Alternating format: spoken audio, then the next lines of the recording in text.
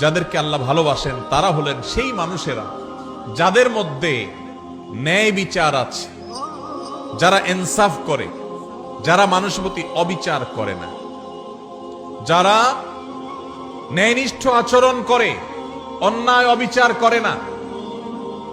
কোরআনে কারিমে যে 2-3টি নির্দেশ সবচেয়ে বেশি সংখ্যকবার আল্লাহ তাআলা দিয়েছেন, বারবার দিয়েছেন, বিভিন্ন জায়গায় দিয়েছেন, সেই কয়েকটা নির্দেশের মধ্য থেকে একটা হলো এই নির্দেশটা, যেন একজন মানুষ তিনি যেন ইনসাফ করে চলেন, তার জীবনে যেন ন্যায় বিচার থাকে, তার মধ্যে যেন জুলুমের মানসিকতা না থাকে, অবিচার করার মানসিকতা যেন না থাকে।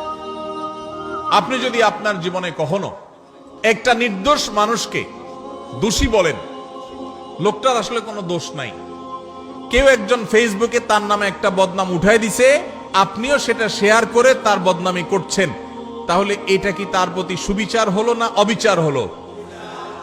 এই অবিচারটা আমাদের দ্বারা হয় কি হয় না?